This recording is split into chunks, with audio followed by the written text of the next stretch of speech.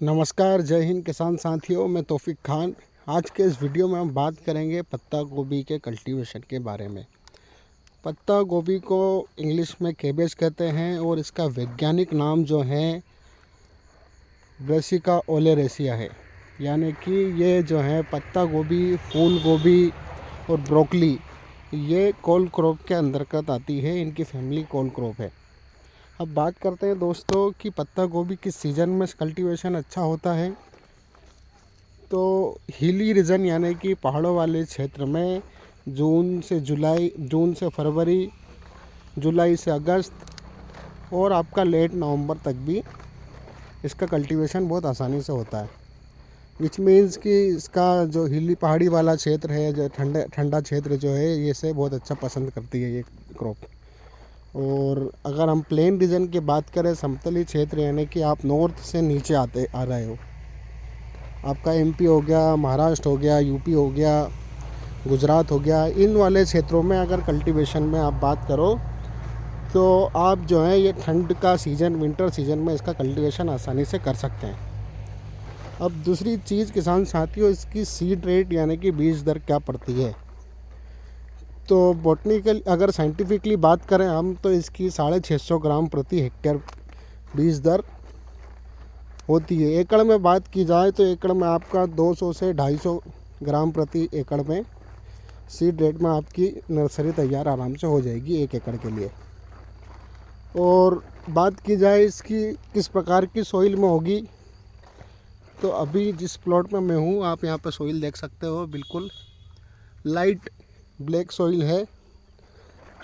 बहुत बढ़िया पोरोसिटी है सॉइल की और मॉइस्ट सॉइल है, यानी कि नमी को थोड़ा देर ज़्यादा समय तक ऑब्जर्व करके रख रही है। ब्लैक सॉइल समझ सकते हैं आप। और इसके सीज़न के लिए ठंडा सीज़न चाहिए और सॉइल का पीएच सबसे ज़्यादा इम्पोर्टेंट होता है, सबसे ज़्यादा महत्वपूर्ण होता है सॉइल का पीएच। सॉइल पीएच में ऑलवेज रिमेंबर, हमेशा ध्यान रखिए कि 5.5 से 6.5 पीएच वाली मृदा सॉइल आपके कल्टीवेशन के लिए बहुत ज़्यादा लाभदायक होगी। दूसरी बात करते हैं दोस्तों नर्सरी की। तो नर्सरी अगर आपको लगाना है तो नर्सरी जनरली 40 से 45 दिन में आपकी कंप्लीट हो जाती है। आपको 40 से 45 दिन के दरमियान, नर्सरी कंप्लीट होने के दरमियान आपको ट्रांसप्लांटिंग खेत पर कर देना है।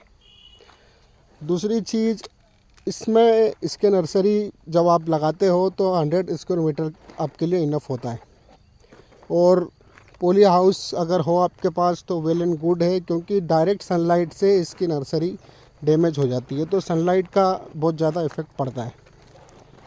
और दूसरी चीज़ आती है दोस्तों इसकी स्पेसिंग, यानी कि row to row, plant to plant क्या स्पेसिंग होना चाहिए।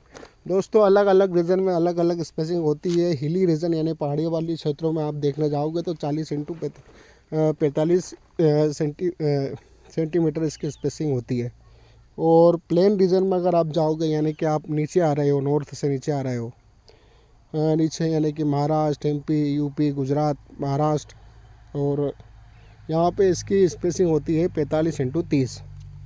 दूसरी बात करें, अगर हाइब्रिड वैरायटी आपके पास है, हाइब्रिड वैरायटी के लिए आप इसकी स्पेसिंग जो है 60 इंटू 45 रख सकते हो, क्योंकि उसका केबेज का साइज़ हेड बड़ा होता है और बहुत इम्पोर्टेंट होता है उस समय स्पेसिंग रखना। और दूसरी बात करते हैं कि इसकी इरिगेशन कब करना चाहिए, इसका हमें पानी कब लगाना चाहिए। तो ऑलवेज रिमेंबर, हमेशा ध्यान रखिए कि सॉइल इसे जो है, मिट्टी इसे नम चाहिए। देखिए अभी अभी किसान ने 2 दिन पहले ही इरिगेशन करा है, ये बिल्कुल बराबर ढेला बन रहा है। इसका मतलब इसका अभी, खैर अभी तो इरिगेशन किया हुआ है तो ढेला तो बनेगा ही, लेकिन इस प्रकार से आप चेक कर सकते हो, अगर ये ऐसा ढेला नहीं बन रहा है तो आपको इरिगेशन करने की आवश्यकता है। अब दूसरी बात कि इसमें चैलेंज क्या क्या आते हैं इसके कल्टीवेशन में। मुख्य रूप से दोस्तों इंसेक्ट भी बहुत लगते हैं। इंसेक्ट के बाद फंगल डिसीज़ भी इसमें बहुत ज़्यादा आती है।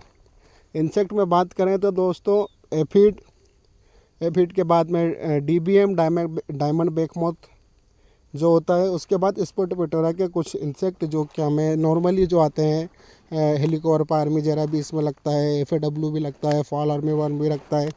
तो इन सब के कंट्रोल के लिए हम बारी बारी से बात करेंगे। तो इनिशियल स्टेज में जब हमने 45 दिन की नर्सरी हमारे प्लॉट पर लगाई है, पहले हमने उसे इरीगेट किया। इरीगेट करने के बाद 2 से 3 दिन बाद अपने हमारे खेत पे ऑब्जर्वेशन किया कि यहाँ पे अब मुझे मेरे प्लॉट पे इल्ली का अटैक दिख रहा है। इनिशियल फेज़ में ही हमें इसका आइडेंटिफिकेशन हो जाता है, दिखने लगता है कि इल्लियों का अटैक हुआ है या नहीं हुआ है। खैर, इल्लियों का अटैक होगा तो आपको इस प्रकार से डैमेजिंग दिखने लगेगा, डैमेज % दिखे तो आप बिल्कुल इंसेक्टिसाइड पे जाइए। इंसेक्टिसाइड में शुरू में आपको इमामेक्टिन लेना है, क्लोरोसाइपर भी ले सकते हो। धीरे धीरे हमें अच्छे केमिकल की तरफ जाना है। शुरुआती दौर में हम हल्के केमिकल से काम चला सकते हैं। उसके बाद हमें दूसरे स्प्रे में लेना है सीमोडिस के बाद में लेना है एक्सपोनस के बाद में लेना है ग्रासिया।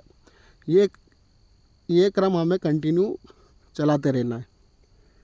तो इससे हमें इसके इंसेक्ट के कंट्रोल में बहुत आसानी मिलेगी। दूसरी बात दोस्तों, इसमें आते हैं कुछ फंगल डिसीज़ की बात करें तो फंगल डिसीज़ में आता है लीफ स्पॉट के बाद में आता है आपका लीफ ब्लाइट के बाद में आता है और दूसरे फंगस इस पे मेनली लगते हैं, बैक्टीरियल लीफ ब्लाइट भी लगता है। तो इन सब के कंट्रोल के लिए हमें ऑब्जर्वेशन ही इम्पोर्टेंट होता है कि हमें हमारे खेत पे ठीक तरीके से ऑब्जर्वेशन करना है कि कौन सा फंगल डिसीज़ मेरे प्लॉट पर अभी आ रहा है। तो मैं भी दूसरे किसी वीडियो में आपको सारे फंगल डिसीज़ के बारे में बताऊंगा। इस वीडियो के लिए धन्यवाद।